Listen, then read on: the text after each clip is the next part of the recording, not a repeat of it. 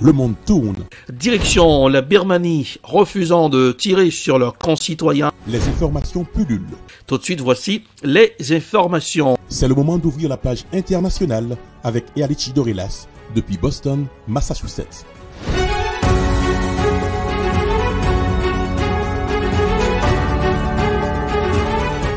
Mesdames, Messieurs, bonsoir. Bienvenue à la page internationale au grand journal du 14h. De retour après 3 jours d'absence depuis la newsroom dans la capitale des grandes universités du monde, Boston, Massachusetts. Erlichi Dorelas pour présenter la page internationale. À chaque mail pour le grand journal, Joël François Rubens assure les manœuvres techniques.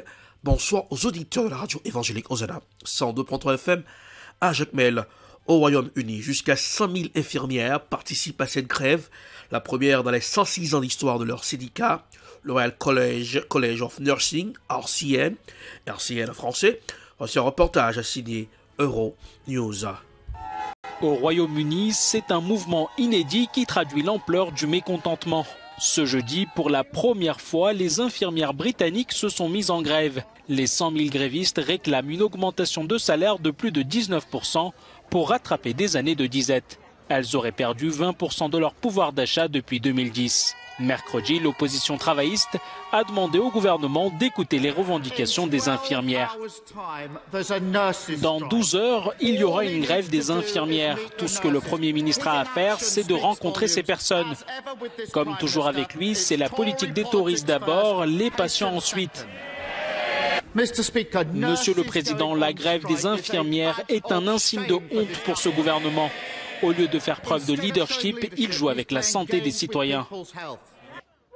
Avec une inflation au-dessus de 10%, les représentants des infirmières affirment que leurs membres sautent des repas, peinent à nourrir et à habiller leurs familles et finissent par quitter en masse la profession. Ce mouvement intervient dans une période de tension sociale rare à l'approche de Noël. Au Royaume-Uni, des cheminots à la police aux frontières, de nombreuses catégories professionnelles seront en grève en cette fin d'année, bousculant les projets de certains Britanniques. Sommet États-Unis-Afrique à Washington. Les Américains parlent d'investissement dans les infrastructures africaines. Voici un reportage à signer Africa News. Alors que des dizaines de dirigeants africains sont reçus à Washington dans le cadre du sommet États-Unis-Afrique, le président Joe Biden a transmis sa volonté de rétablir un contrat de confiance entre le pays qu'il dirige et ceux du continent. S'exprimant lors d'un forum des affaires organisé pour le sommet, le chef d'État a énuméré les nombreux accords conclus et rappelé les grandes lignes d'investissement pour le développement du continent africain. Je pense que les États-Unis, nous n'avions pas tendance à prendre nos entreprises du secteur privé par la main. Vous ne voyez pas un président américain prendre des entreprises du secteur privé n'importe où dans le monde, alors que d'autres dirigeants, comme le président Macron par exemple, quand il part à l'étranger, il prend ses entreprises françaises avec lui. Et d'autres dirigeants ouvrent des portes pour leurs entreprises. C'est ce que les États-Unis essaient de faire davantage maintenant. Le président Joe Biden a mentionné dans son discours les projets de centrales solaires en cours en Angola, évalué à 2 milliards de dollars, un thème qui a conduit le président Lourenço à partager l'expérience angolaise dans le panel du partenariat pour l'investissement dans les infrastructures, un programme qui devrait avoir la plus grande allocation financière. L'Angola et l'Afrique ont avant tout besoin d'accéder au financement pour développer les infrastructures. Mais pour que cet accès soit efficace, nous devons savoir comment accéder à cette ressource.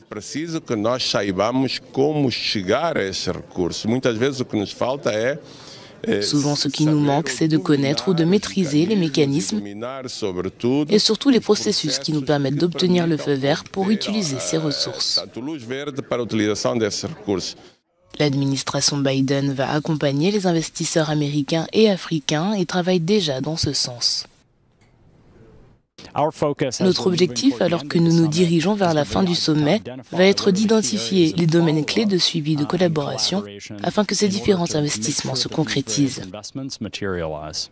La deuxième journée du sommet a également été marquée par la signature d'un protocole d'accord entre les États-Unis et la zone de libre-échange continentale africaine, un accord qui, pour M. Biden, rapprochera encore davantage les deux côtés de l'Atlantique.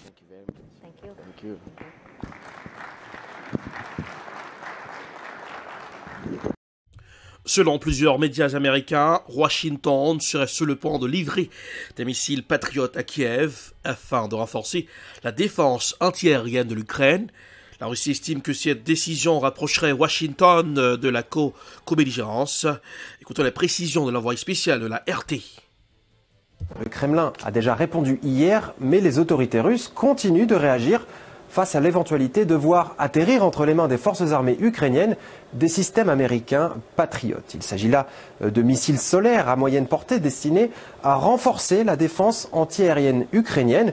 Une défense antiaérienne mise à rude épreuve ces derniers mois et ces dernières semaines par des drones, mais aussi des missiles russes visant des cibles militaires et infrastructures énergétiques, et ce, à travers tout le territoire ukrainien. D'après la porte-parole du ministère russe des Affaires étrangères, la fourniture de tels équipements rapprocherait Washington encore un peu plus de la co-belligérance. Le 13 décembre, l'intention des États-Unis de fournir à l'Ukraine une batterie de défense antimissile patriote a été annoncée. Auparavant, les experts, y compris de l'autre côté de l'océan, doutaient de la rationalité d'une telle mesure, qui conduit à une escalade du conflit, augmente le risque d'entraîner directement l'armée américaine dans les hostilités. Mais comme on dit, allons-y à fond, surtout quand c'est au détriment de la vie des autres. Les États-Unis sont le principal contributeur de l'aide militaire octroyée à l'Ukraine, et ce, loin devant les autres pays membres de l'Alliance Atlantique. Mais pour Maria Zakharova, le rôle joué par Washington dans l'effort de guerre de Kiev ne se cantonnerait pas là. Washington continue de forcer la main aux autres pays de l'OTAN en leur demandant d'apporter une contribution plus importante à la militarisation de l'Ukraine. Le secrétaire d'État Blinken a constaté le 30 novembre à Bucarest, pendant la réunion des ministres des Affaires étrangères de l'Alliance, que le volume de l'aide militaire au régime de Kiev de la part des alliés et des partenaires de l'OTAN a dépassé en 10 mois 40 milliards de dollars, l'équivalent du budget militaire de la France pour 2022. Ce chiffre de 40 milliards de dollars d'aide militaire accordée à l'Ukraine est à mettre en parallèle avec les dépenses militaires de l'Ukraine qui étaient, en 2020 par exemple, quelque peu inférieures à 6 milliards de dollars seulement. À l'évidence, l'OTAN soutient à bout de bras la machine de guerre ukrainienne en fournissant à Kiev toujours plus d'armements en tout genre, dont une partie, toujours selon la porte-parole de la diplomatie russe, finirait parfois sur le marché noir en l'absence de tout traçage.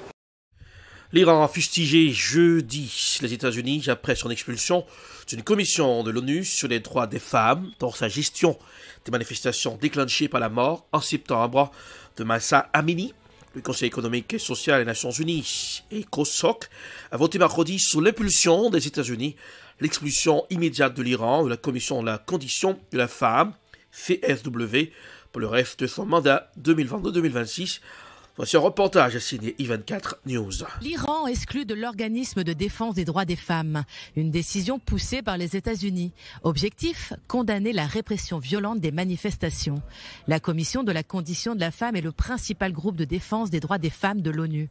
Les 54 membres du Conseil économique et social de l'ONU ont voté en faveur de l'adoption d'une résolution rédigée par les États-Unis accusant l'Iran de violation systématique des droits des femmes. Les États membres de l'ONU viennent de voter pour retirer l'Iran de la Commission de la condition de la femme.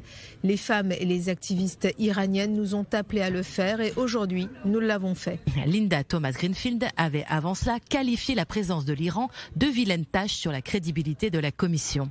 Côté iranien, on réagit. La République islamique a exprimé sa déception face à la décision et a précédemment déclaré qu'elle créerait un précédent indésirable. Le représentant iranien à l'ONU, Amir Saïd Iravani, a accusé les États-Unis d'agir comme un tyran en affirmant que cette résolution était illégale.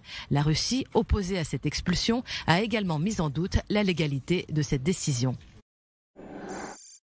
Avant de clore cette page internationale, zoom sur la guerre en Ukraine. Ukraine, plus de 90% des habitants fuient la ville de Bakhmout.